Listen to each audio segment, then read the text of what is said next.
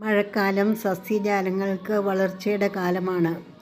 ഇലകളൊക്കെ ധാരാളമായി വളരുന്ന സമയമാണ്. ബൊഗെയ്ൻവില്ല ചെടികളിലും മഴക്കാലത്ത് പൂക്കളധികം ഉണ്ടാകാറില്ല. തണ്ടുകളൊക്കെ പെട്ടെന്ന് നല്ല ശക്തിയിൽ വളർന്നു വരും. ഇലകൾ നല്ല വലിപ്പമുള്ളവയായിരിക്കും. നിറയെ ഇലകളും ഉണ്ടാവും. എന്നാൽ നമ്മൾ ബൊഗെയ്ൻവില്ലകളിൽ കുറച്ച് കാര്യങ്ങളൊക്കെ ശ്രദ്ധിച്ചാൽ ഇതേപോലെ മഴക്കാലത്തും പൂക്കളുണ്ടായി കിട്ടും. ഞാൻ എൻ്റെ ഹൈബ്രിഡ് ബൊഗെയ്ൻവില്ല ചെടികളെയൊക്കെ വീടിൻ്റെ ഷെയ്ഡിലേക്ക് മാറ്റി വെച്ചിരിക്കുകയാണ്. കിഴക്ക് ഭാഗത്ത് നിൽക്കുന്ന ചെടികളാണ്. കിഴക്കൻ വെയിൽ നന്നായി കൊള്ളുന്ന സ്ഥലമാണ്. രാവിലെ മുതൽ ഒരു 2-3 മണി വരെ നല്ല വെയിൽ കിട്ടും. എല്ലാവരുടെയും വീട്ടിൽ ഇതുപോലെ നല്ല വെയിൽ കിട്ടുന്ന ഒരു സ്ഥലം കാണും. അവിടെയൊക്കെ ഇങ്ങനെ ബൊഗെയ്ൻവില്ലകൾ വെച്ചാൽ വെയിലൊക്കെ വരുമ്പോൾ ഇടയ്ക്ക് വെയിൽ തെളിയുമ്പോൾ പൂക്കളൊക്കെ ഉണ്ടാകും.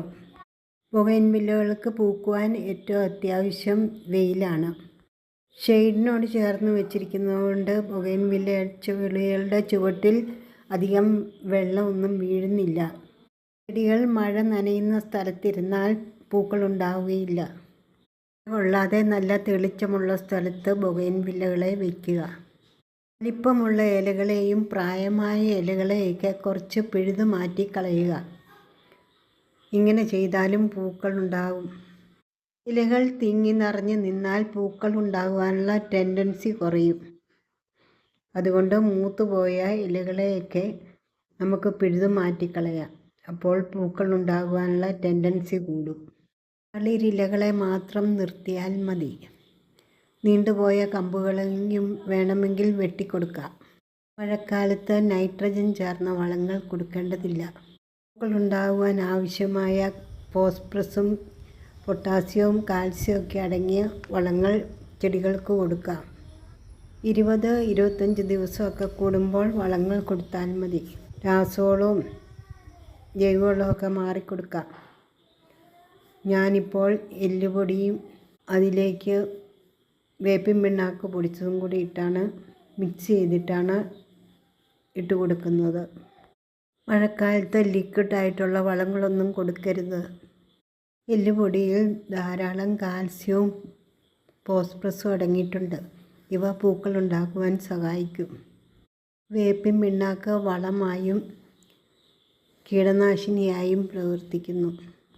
ചെടിയുടെ ചുവട്ടിലുള്ള ഉണങ്ങിയ ഇലകളും പൂക്കളും ചപ്പുചവറുകളും എല്ലാം ഒന്ന് മാറ്റി കളഞ്ഞ ശേഷം ചൂട് നന്നായി ഇളക്കി കൊടുക്കണം.